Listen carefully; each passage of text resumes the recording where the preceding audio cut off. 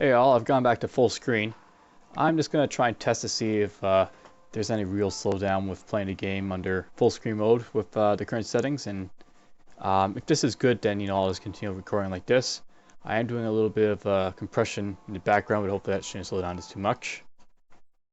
We're just going to quickly go back to Dating Fuchsia here, and what I'm thinking about is I'm just going to look around a little bit on the map a little bit, because I think I missed one of the Alchemist NPCs. There's 3 in towns, and then there's one that's all the way on the world map. A halfling hermit. And I'm just basically going to try to find him just to try and show him off. He's random every time, I think. And we'll see what else I can find as well. At the same time, I'm also thinking that these characters that I'm making, I'm not really attempting to play the game or anything like that, and sort of unlocking stuff and just doing initial play. And that's fine and all, but I'm sure some of you guys will want me to get into actually playing, so I'll try and get a little somewhere in this game nonetheless. So far I've cleared out like the 2 stars on the Troll Mine Corporal for my human hire, and we'll see if I can get a little bit further. I also think I possibly have a free life, so I want to check that too.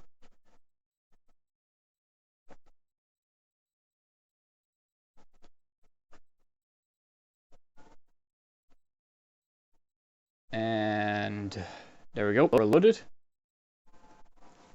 So here's my, I'm just going to quickly look around. Here you can look at like your general stats and such like that. In here we see I have speed, I have time stat, it dies 0 times.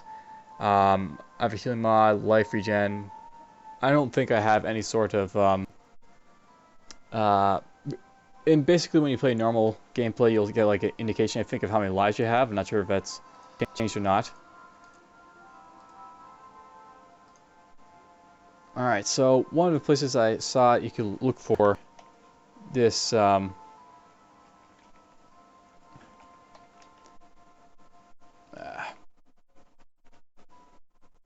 this hermit is all the way down here in this general direction over here. So I already cleared over there, so sometimes it'll spawn over here, this hermit. And where else can I look? He's a blue every time, I think, so it shouldn't be too hard to find him.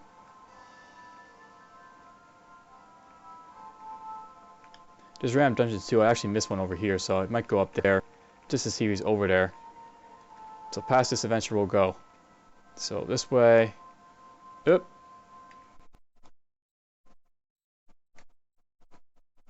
And past him we go, and there's another one.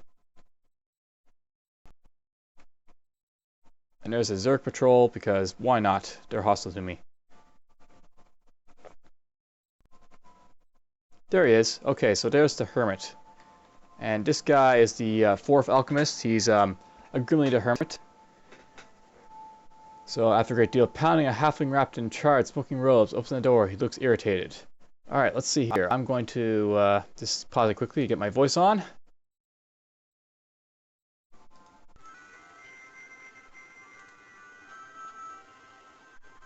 It's not enough that I work all morning to make a potion that ends up using my ass off, but now I've got idiots being down my damn front door with what sounds like battering ram. And yes, I heard it, though I can hardly make out a bleeding thing with these bleeding cuss ears. What do you want? Speak up, Hambrain. I've just gotten my eardrums blown out yet by another pyro potion gone south, remember? Christ's damn thing was gone perfectly too. Tucker's tackle. Still can't hear you, but listen up.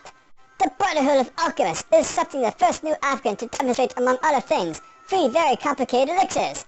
I wouldn't bother trying to join such a bunch of addle-brained degenerates, but it so happens that the Brotherhood of Alchemists holds the secret cure for the common blown-off ass, which it so happens is of some interest to me. The Brotherhood knows damn well that advances in the field of alchemy would do for every civilization in existence, but they hoard their few worthwhile secrets like a great brown worm sitting on its pile of crap. You know what? I don't even want to ask cure from me.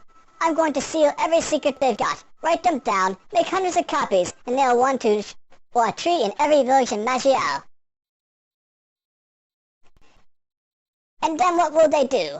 Once their precious secrets, which in all probability either don't exist, or are things like recipes for elixirs of who gives a flying duck, or out in the open, the Brotherhood of Asswipes will have nothing to hold it together but elixirs of their tears and widespread disdain from the rest of the world. Speak up then. Are you in or out? The ingredients to these suckers are sort of a trade secret, so I'll tell you about one and we'll see how that goes. Oh, I'll make enough for you to have a sweet when I'm done, so good for you. Which one will it be? Just point out the damn list. I haven't heard a thing you said yet. I hope the hell you're not standing there trying to sell me something.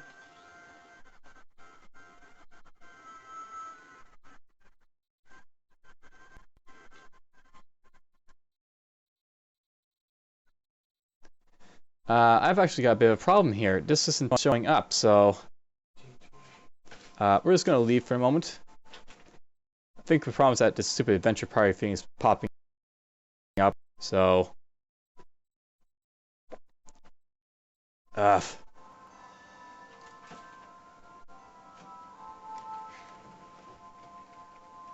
do I get rid of this stupid thing over here? This is the thing I hate about ToME, is it's got these little irritants. Like, by the way, there's also a possibility for a dungeon to spawn over here sometimes. It's not there right now, but maybe let's click around. Maybe I'll get rid of it. Nope, it's back again.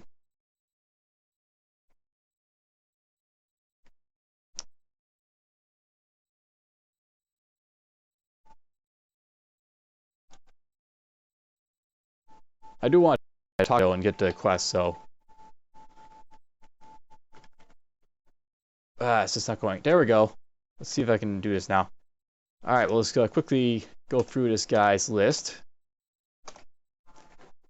And he's got... Alright, so this is kind of annoying. I can't see the list, so let's just say we'll go with Explosive Force.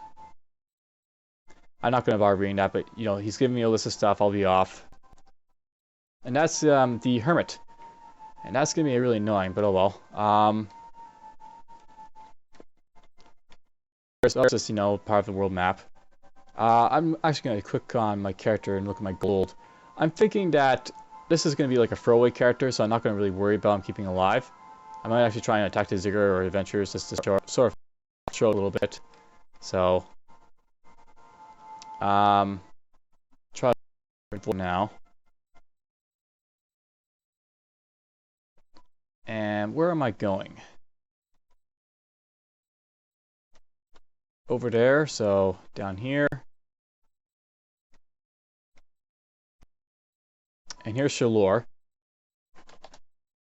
Go in here quickly, because this is where the library is, and I'm just going to try and buy those scripts and, you know, read them out for you, the lore. I'm not going to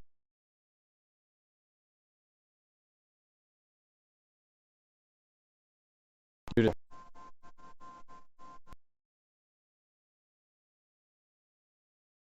the stuff, so, you know, I'm not going to be running compressions and other stuff in the near future. So this is not just a test for, you know, full screen, but also to see how the compression works. And it does slow it down considerably. So what I'm thinking about ToME so far is actually I really like this game. It's a great deal different from, like, you know, Dungeon Crawl Stone Soup or Dwarf Fortress, and how, like, you know, the mouse is really connected really well with this game, and like it's really intuitive. It is really intuitive in how you can play around with it, and I'll actually show you that a little bit with how you can move around your interface and just go over your keys and such. I should also see if I can go for the tab in the map as if we move around just a little bit. Alright, this is taking a while, so I'm actually going to pause this until it's loaded. And it looks like that stupid adventure party thing there at the bottom is still around. Go over here. Go in there. Go all the way over here. What was it down here?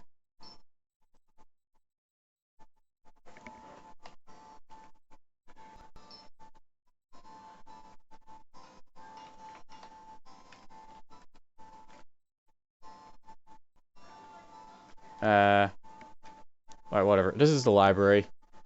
I'm actually gonna think about trying to sell stuff, so...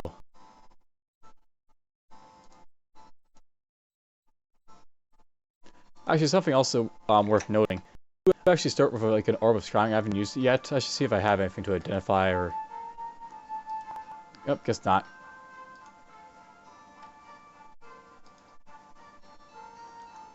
Or how do you use this? Maybe you have to put hotkey it.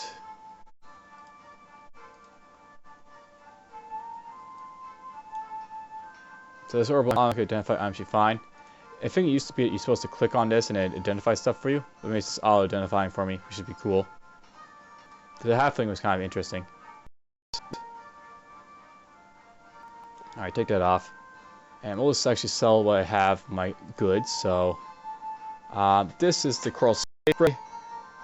I should just go for my see what I'm keeping. So, this goes where?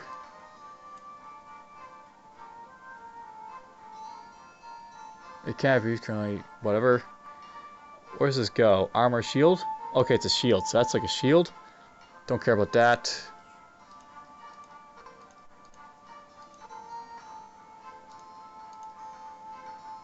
I don't have that many items, so I don't actually have that much to sell. But we'll just sell this anyways, just because I don't really care about it.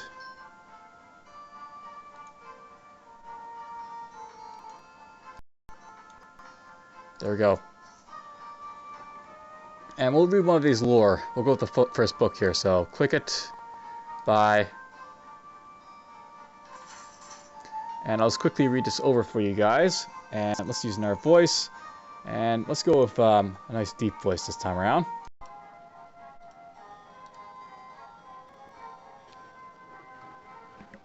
The Spellblaze chronicles a fateful meeting.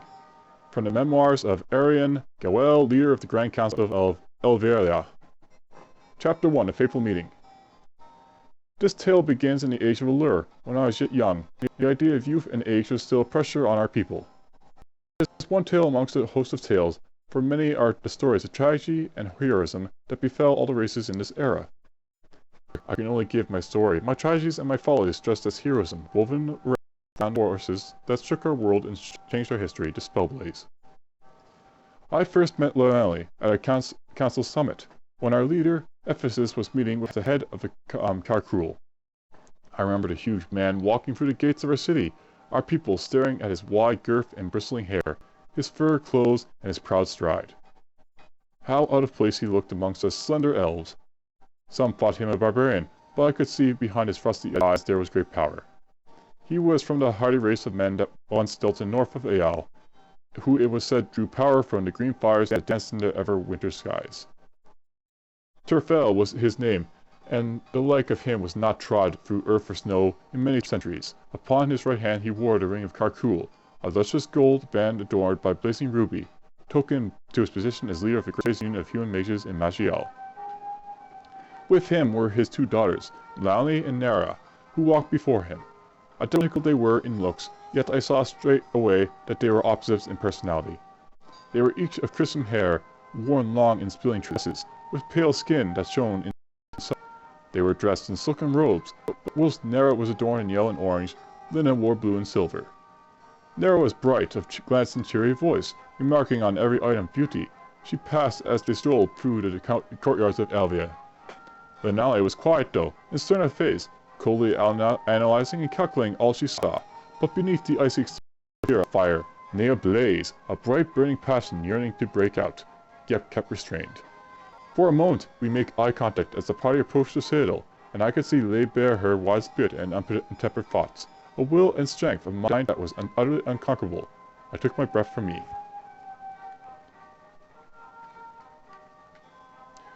Few of my people have ever understood how one of our race could be infatuated with a human, but they have not known Maj'Eyal.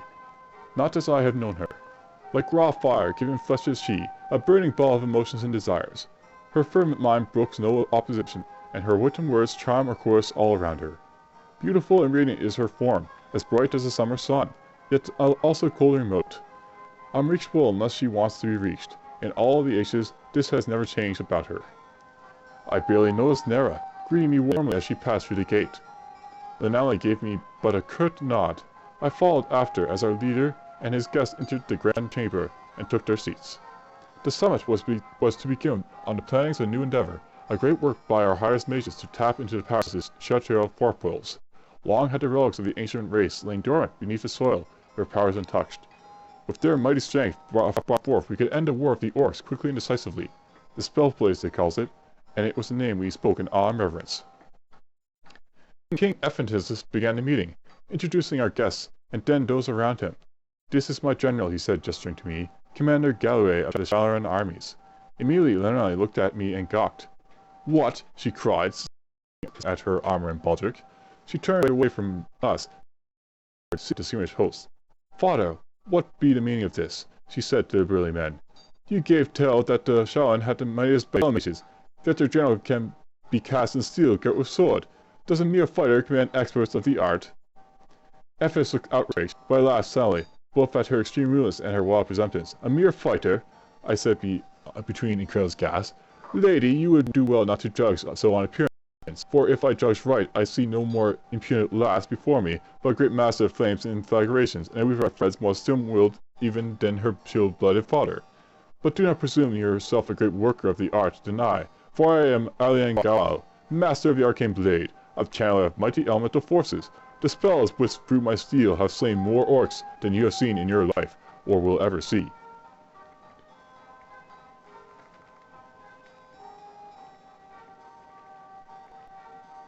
She looked at men with sudden interest. A strange technique it sounds. Ludicrous it seems when one can simply burn foes from afar. Though perhaps if we hunt orcs there sometime, I shall see for myself. But ye would be hard-pressed indeed to better me on the battlefield.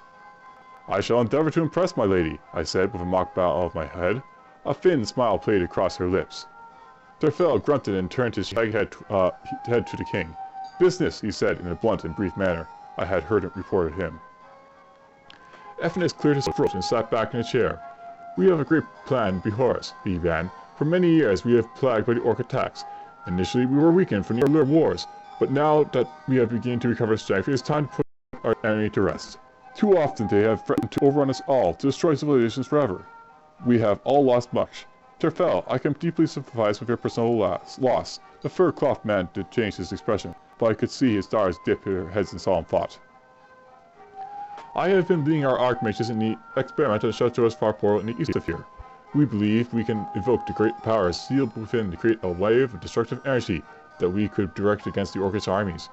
If all the races cooperate in drawing the orcish forces out, then we can end this war in one swift strike. The orcs would be decimated beyond recovery in their presence. I have approached the leaders of the other races. The halflings are fully supportive. The Narcal regions have even prized with some of the historical ruins." Terfel cursed insanely. "Research done on human slaves," he barked. He turned quiet, then, letting his temper settle. "What of the sea and forest cousins?" Absolutely in the eye. "The Shaloran are prideful and do not wish to cooperate. They think they can protect their lands, yet I believe they will thank us in the end. The Shaloran are not entirely keen either, but we have discussed with their kings and queen, and given great assurance as to the safety of our operations. They do not wholly trust us in the command of the arcane, but in this they will not oppose. Shatur is as weary of the orc attacks on its borders as any of us.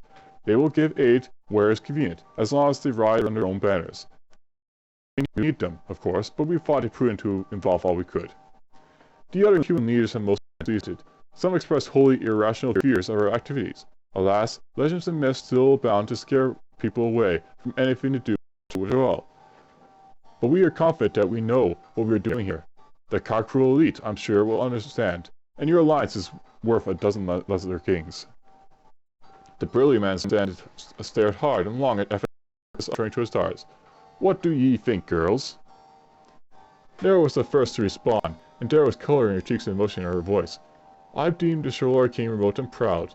Sympathy talks of Will's using our mother's memories as a tool. Understanding he proclaims, yet how can he truly know the subtlety behind these Shaloran relics? Untouched they be for millennia, and their original power is still unknown. What prize, lest ye think, ye toy with them now? It be folly to use weapon that ye know now not to wield."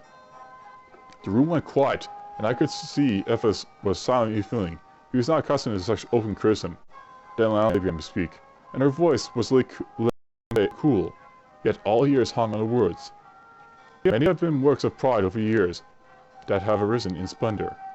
Wherefore have come our great artwork, our great cities, or our king weavings that shape our societies. No meekness be found in their crafting. There be no shame in acting out our pride, and we gain nothing from misplaced humility. Too long have the powers of Shaloran been left untapped by the fearful and timid hearts. I could see then her eyes light in excitement. Think of the glories we could unlock. This war of the orcs would be but beginning. A benefit could be brought to us all. To leave these powers unburied would be a crime, I say. Tarfel paused reflectively before nodding his head slowly, and it was clear that those words aligned better with our own thoughts. Very well, he slowly announced, looking directly at Ephes. We are with you. Nera stays silent and brooding concern, but a flash of satisfaction crossed his sister's eye. Alright, so that's the first chapter of the Spell Plays Chronicles, and we get a little bit of history about Linali from the Archmage town that she started. I think this character, I'm going to take him just for a stroll, look around, and just before I go, let's press J, and I want to go to the Barrel of Alchemist here. So Agrimley the hermit needs my help to make an illusion of explosive force. Here you can get like a little bit of a, what do you need for each one of them. So I need for like one a vial of squid ink, I need a bloated horror heart, I need a black mamba head, one vial of white ectoplasm, a vial of fireworm's lava, a pound of fresh ash, one ice ant stinger, one snow giant kidney, one erection eyeball, one orc heart, one minotaur nose, and one orc heart. So I don't know where to find all this, but maybe we'll find it. Let's see here. I may go try and do the second tier dungeons sooner or later, but for now, I wanted to go let's raise a little bit of money, and I think the easiest way of doing that would be just to go take a look at the dungeon I created for lore. That's one of the reasons I started up at Arch, by the way, just to go try and collect a little bit of money just to show off a little bit. And we'll just pause this while this loads and all that. Alright, let's get to it. So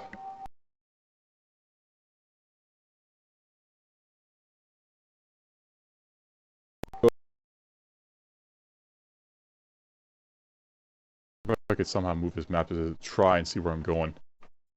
I'll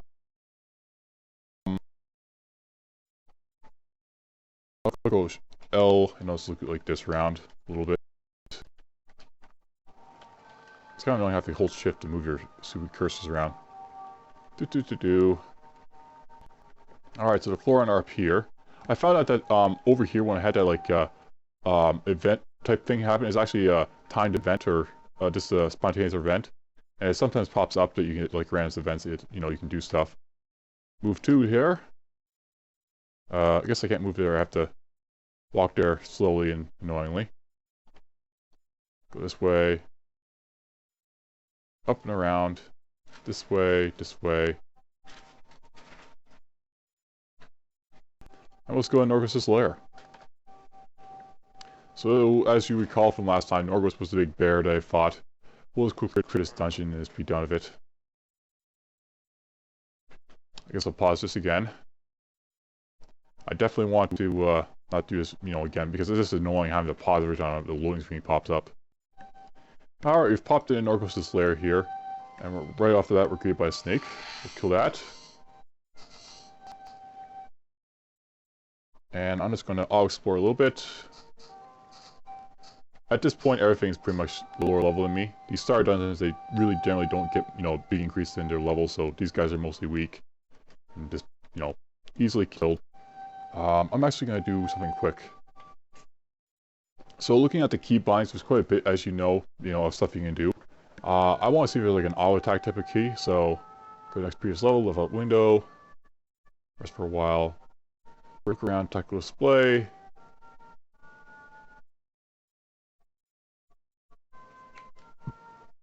Go down here.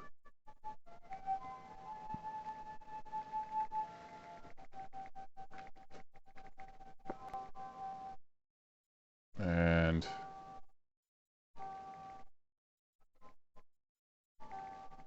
I guess there's no like auto attack that you have like say in Dungeon Crawl Stone Soup, so I guess I'll have to just manually do it.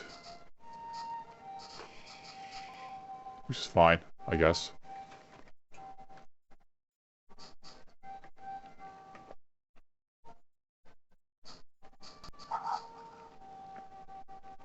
So as you can see, I'm mostly just, you know, pulverizing anything that comes in here just because I'm so strong.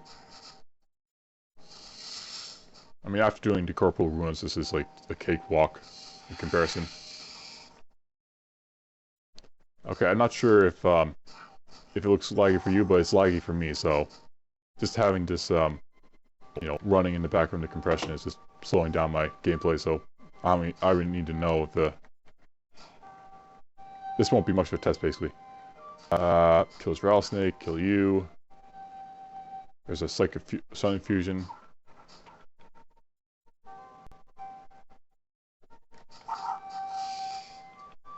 This way, that way. Oh, there's a rare. Now, something I found out with these guys, you can actually expect these guys and you have to look at them. So I can look at this guy's talents and see what he's got, so you can see if like they're threatening or dangerous in any way. So this guy's got Shield Pummel, Shield Wall. This guy's actually a Bulwark type class character for some reason. A snake that's the Bulwark. And he's got, as you can see, Shield Wall right there. So he'll actually be able to do Bulwark skills. It's not exactly, you know, dangerous or anything. I can go kill him probably without caring at all.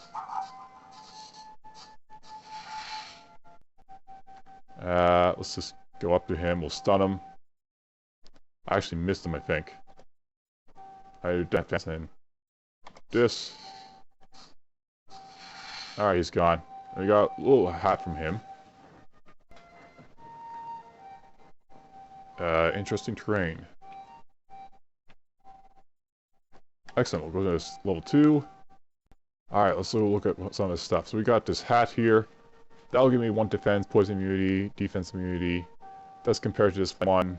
I like the I like physical saves, but I'm not really giving a whole lot from wearing this. Maybe I will put it on. But I don't really need it either, so we don't worry about it. Mule's Copper Ring. I don't actually have any rings to begin with, so we'll just move this to the other one. Or actually, we'll wear directly. Nothing's going to be better than Bill's tree trunk for weapons, so I won't worry about that. This gauntlets right here, physical power 5, armor 1, change the stats. Compared to this gauntlets of strength, probably not that great in comparison, so we'll just get rid of all this stuff here. And let's go to the next level. Onward!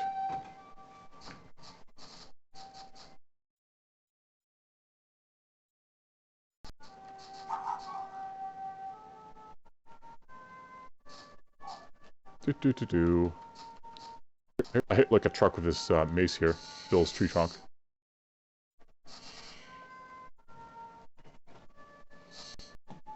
We'll back up.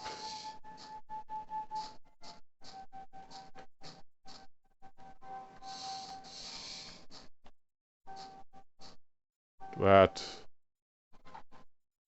Oh, there's a little bit of lore. We didn't get any of this last time. Alright, let's see here. You know what, let's just go quickly with this voice.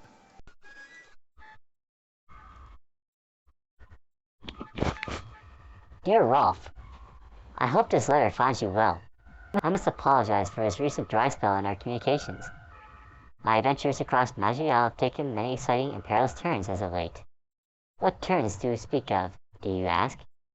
I know how you delight in reading the accounts of my exploits, so I shall waste no further time on this preamble. Imagine, if you will, a wolf. Imagine a beastly wolf. A wolf with strength, ferocity, and a lust for flesh, matching that of an entire pack of the other kind. You too may have some small experience with these, as the locals are call them. Now, imagine one the size of a bear. Truly, as I traveled lands surrounding Durf, did I come across such a monstrous, awe-inspiring lupine adversary. With fangs of length to match my own blade, I entered combat against his lupine lord and its skulking brood. To my regret, I failed in slaying the beast, but I assure you, simply surviving in such a feral race is an honor worthy of recognition and renown. Such a creature, True, I would have had enough to line each and every boat in Hatton Durf, but legends must live on. Therefore, this world is very spirit. With eager anticipation for your reply, Wiseman.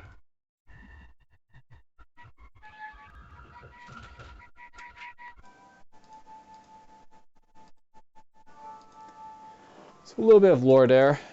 Didn't get any lore last time, which is kind of a amazement to me. So sometimes you get lore, you know, where you clear an area or not.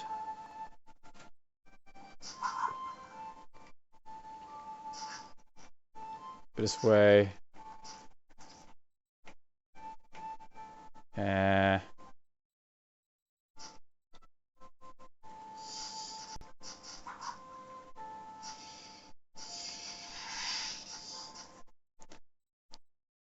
Because it's laggy, it's actually making it difficult to play.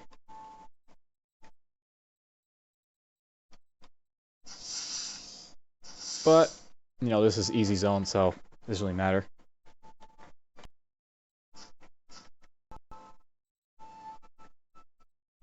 Alright, next level. Nargos' lair. Alright, did I pick up anything worthwhile? Probably not, because they're all weapons, apparently, and there's one ring. Okay, well, we'll disc this because I don't really have, you know, the second ring. And onward we go. And there's Nargos waiting just for us. Alright, so right away I'm going to do what? I guess we'll wait. And I'll do a stun on him. And he's stunned. I will sunder him. I missed him. And we'll do this just in case. It's not like he's gonna... Okay, he's just easy as hell.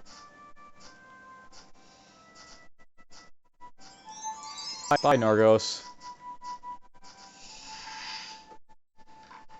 Alright, we got the tooth for the mouth, a huge tooth taken from the mouth in the deep below.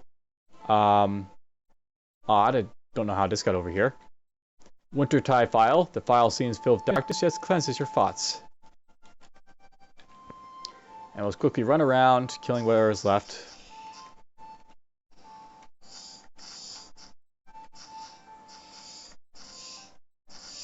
Couple bears coming out to play.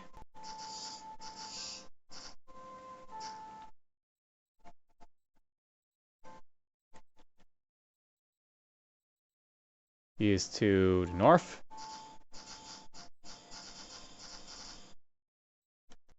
And now we've got Venus Flystrap, because why not? There's another one to the north. Wolf 2. Quite a few of these Venus Flytraps.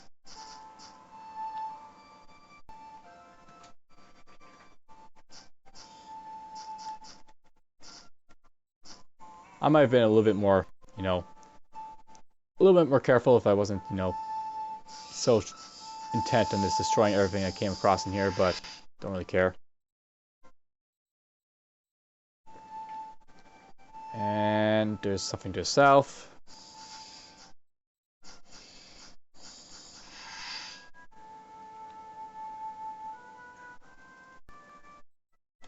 Another to the south. Kill that guy. Kill this guy. Kill this bear. Alright, that's it for this level. We'll just quickly use the raw recall. Okay. Wait out. So tooth for the mouth is actually... looks like a tick. Okay. Okay. It gives me armor penetration, damage when the wearer is hit. One moment, I'm gonna... Alright, so let's get back here. So I managed to pick up a few things here. This is the tooth for the mouth. That's probably a better tool than what I've currently got. We'll move to my normal inventory. It's still useful, even if I don't plan to use it. This stuff here, it's not really all that much better than what I've currently got. This limb robe, I'm going to borrow it looking at.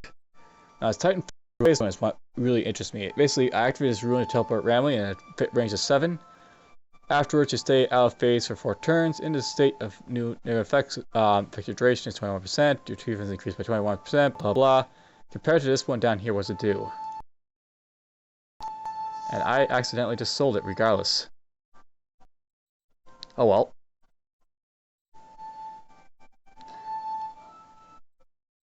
Only problem is that I guess you have to sort of just move it out if you're going to keep it. It's loading quite fast this time at least.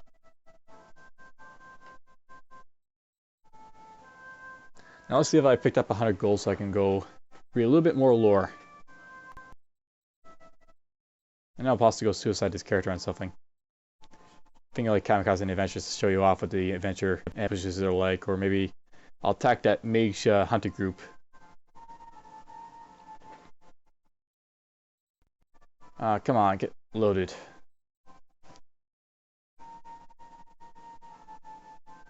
This game wouldn't be too fun if it took this long to load every single time, so I probably don't want to be compressing or doing other stuff while recording this. Alright, let's just pause till it's ready.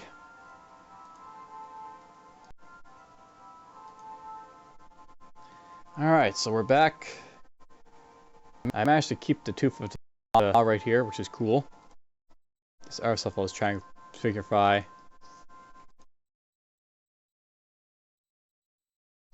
So this pick that I picked up is actually kind of important for digging.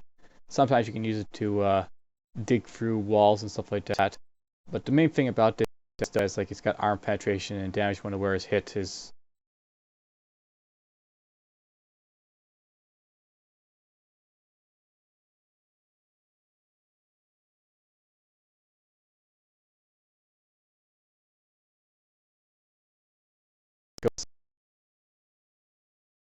halfling foot if I put it on.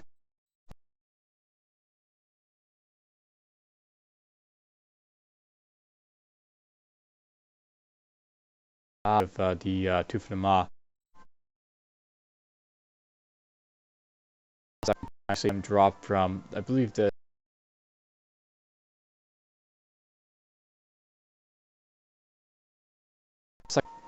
and go here. We'll just try and figure out about.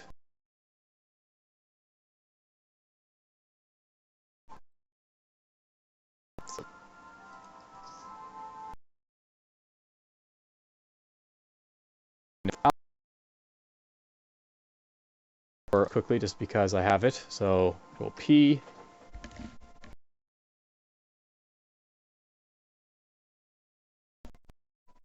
I actually looked on it, and it's actually probably a bad idea to have gone fast metabolism up this much, but can't change it now. I don't think. Maybe I can. Luck go down. And well, spell shield I think is worth keeping, so we'll get that up. This is actually important to get if you plan to wear massive plate armor or stuff like that eventually. And modification up so I can get the fixed skin to 2.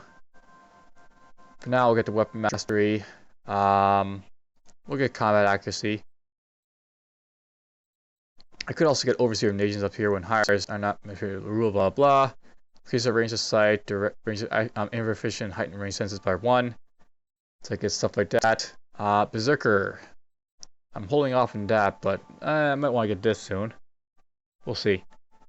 Sunder Arms hits the target with the weapon, doing 120% damage. If the attack hits, the target's accuracy is reduced by 4 for 5 turns. That could be useful. I'm actually thinking about putting a few in rush, so why not do that? I don't know how to play Berserkers, so yes. Whoops, did I not completely spend all my bucks? There we go. Get my constitution up some more. And let's just go tab down here. Was that the right place?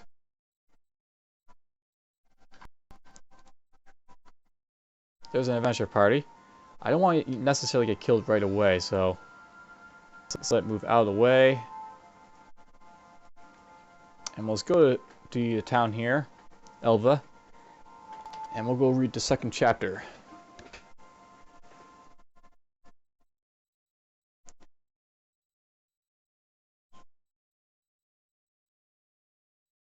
Right, this is going to take a while, so let's just pause. You know what? Just think about it. This is actually 40 minutes long, this recording, so that seems like long enough just to say that's enough for this episode. I'll leave my character down here by the library, and then I'll develop up, just read the lore, and then I'll go suicide him or do whatever else with him. And this will be it for this episode. Hope you enjoyed, and we'll get into a real run soon, sooner or later.